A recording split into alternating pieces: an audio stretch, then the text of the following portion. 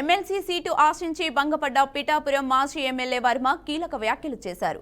MLC seat విషయంలో party ఇబ్బందులను అర్థం చేసుకున్నానని తెలిపారు. ఎమ్మెల్సీ పదవిని ఆశించిన మాట వాస్తవమేనని, కానీ సమీకరణాలను దృష్టిలో ఉంచుకొని కేటాయింపు జరుగుతోందని అన్నారు.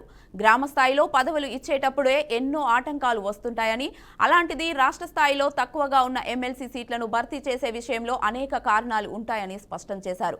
రాజకీయ పరిస్థితులను అర్థం చేసుకొని చంద్రబాబుకు కూటమి ప్రభుత్వానికి పూర్తిగా సహకారాన్ని అందిస్తామని అన్నారు.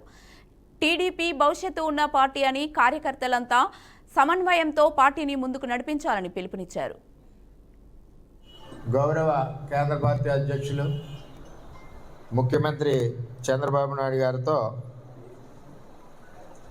మన ప్రయాణం 23 సంవత్సరాలు అవును కదా. 23 ఏళ్ళ నుంచి పనిచేస్తున్నాం. 23 సంవత్సరాలు మనం సార్తో ప్రయాణం చేస్తున్నాం. 23 సంవత్సరాలు నిరంతరం మనం ప్రజలకు అందుబాటులో ఉంటూ, మనకు అధికారం ఉన్నా లేకపోయినా ప్రజా సమస్యల మీద పోరాడుతూ, ఒక కుటుంబంలాగా, చంద్రబాబు కుటుంబంలాగా మనందరం కూడా పార్టీకి అండగా, ప్రజలకు అండగా ముందుకు వెళ్తూ ఉన్నాం. ఈ ప్రజాసేవ చేసి అవకాశం కల్పించిన చంద్రబాబు నాయుడు గారు అవకాశం కల్పించారు. ఈ అవకాశమే మనకి గొప్ప పదవి. మీరు అర్థం చేసుకోండి.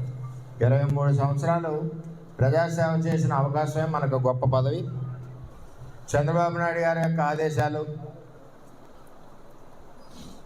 మన భవిష్యత్ రథసారథి యువ నాయకుడు లోకేష్ గారి యొక్క ఆదేశాలు, నిర్ణయాలకి నేను, నా కుటుంబం, అదేవిధంగా పిఠాపురం నియోజకవర్గ నా తెలుగుదేశం పార్టీ కుటుంబం ఎప్పుడూ శిరసావహిస్తాం, కట్టుబడి ఉంటాం, పార్టీకి అండగా ఉంటాం, పార్టీ కార్యకర్తలని కాపాడుకుంటాం, పార్టీ కార్యకర్త మీద ఏ గవాలన్నా సరే ప్రాణాలు ఇస్తాం. అది తెలుగుదేశం పార్టీ. చంద్రబాబు నాయుడు గారు ఆదేశాలు, ఆయనకి గౌరవం, ఆయన ఇచ్చిన ఆదేశాలకి అనుగుణంగా ఇంటింటికి ప్రచారం చేసి చంద్రబాబు నాయుడు గారి గౌరవం నిలబెట్టింది పిఠాపురం తెలుగుదేశం పార్టీ అని చెప్పి తెలియజేస్తాం. అదే మా పిఠాపురం తెలుగుదేశం పార్టీ యొక్క క్రమశిక్షణ. కొన్ని ఇబ్బందులు ఉంటాయి మన అధ్యక్షుడు. మనం ఒకరికి జడ్పీటీసీ ఇవ్వాలంటేనే మల్లగొల్లాలు పడతాం. అంచేత రాష్ట్ర వ్యాప్తంగా చేసేటప్పుడు కొన్ని ఇబ్బందులు ఉంటాయి, కొన్ని ఆలోచనలు ఉంటాయి, కొన్ని అడ్డంకులు ఉంటాయి. ఇవన్నీ కూడా రాష్ట్ర అధ్యక్షుడు పడి కష్టం మనం కూడా గుర్తించాలి.